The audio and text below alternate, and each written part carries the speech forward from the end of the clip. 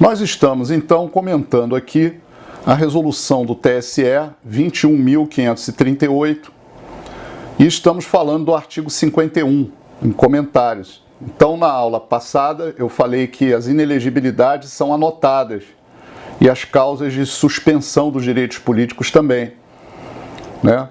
Tudo isso é anotado pela autoridade judiciária no protocolo, no prontuário, vamos dizer assim, na ficha, né, do sistema do eleitor. Todos nós temos uma inscrição eleitoral e essas anotações são feitas na nossa ficha eleitoral, vamos dizer assim, no comando de fase, fase. Agora diz o parágrafo 1º do artigo 51. Não se tratando de eleitor de sua zona eleitoral, o juiz eleitoral comunicará o fato, por intermédio das correspondentes corregedorias regionais, à zona eleitoral a que pertencer a inscrição. Então, reparem como é interessante isso. Por exemplo, a minha zona eleitoral é a 5ª zona do Rio de Janeiro, né? Então, se eu pratiquei um crime e eu sou uma hipótese de inelegibilidade, por exemplo, ou de suspensão dos direitos políticos, aquele eleitor, o fato tem que ser comunicado a essa 5ª zona eleitoral. É onde tem a inscrição desse eleitor, né? É isso que o parágrafo 1º está se referindo. O parágrafo 2º diz que quando se tratar de pessoa não inscrita perante a Justiça Eleitoral ou com inscrição cancelada no cadastro, o registro será feito diretamente na base de perda e suspensão pela corregedoria. Outra hipótese que nós temos é a hipótese da comunicação, aqui no parágrafo 3º, da perda dos direitos políticos pelo Ministério da Justiça. Pelo Ministério da Justiça à Corregedoria Geral, que aí ela vai lançar também na base de dados.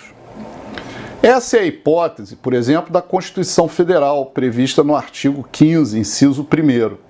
É a perda da nacionalidade do brasileiro. Então, é uma hipótese de perda dos direitos políticos. O artigo 15 da Constituição, é importante você anotar, ele tem 5 incisos. O inciso 1º é perda e os demais são suspensão. Então, grave isso até o primeiro momento dessa aula. Todas as hipóteses de perda ou suspensão e de inelegibilidade são anotadas, ou pelo menos devem ser anotadas, é o que determina a nossa legislação eleitoral,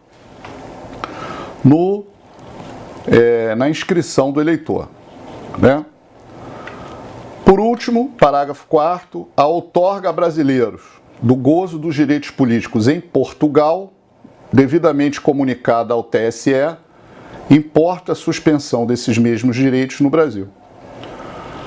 Se nós passamos a ser eleitores em Portugal e podemos votar em Portugal, suspende-se esses direitos aqui no Brasil.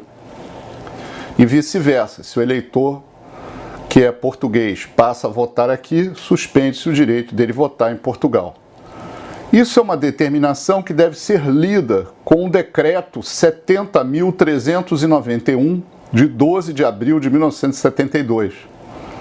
É referente a esse tratado de reciprocidade entre o Brasil e Portugal. Vamos agora comentar o artigo 52. O artigo 52 diz o seguinte: a regularização da situação eleitoral da pessoa com restrição dos direitos políticos somente será possível mediante comprovação de haver cessado o impedimento. Obviamente, é um artigo óbvio, né? Para a regularização da inscrição envolvida em coincidência com outra pessoa que perdeu ou está com seus direitos políticos suspensos, será necessária a comprovação de tratar-se de eleitor diverso. Isso também é importante. Olha, eu me chamo João Batista, mas tem um homônimo, tem outro João Batista, não sou eu que sou envolvido nesse fato, então isso será devidamente esclarecido. O interessado deverá preencher o pedido com declaração de situação de direitos políticos e documentação comprobatória de sua alegação. Isso tudo é feito na zona eleitoral, né, gente? No cartório eleitoral. E comprovada a cessão do impedimento, será comandado no Código também de base de perda e suspensão dos direitos políticos. Tá bom? Na próxima aula, nós vamos falar dos documentos comprobatórios ao exercício do restabelecimento dos direitos políticos do cidadão.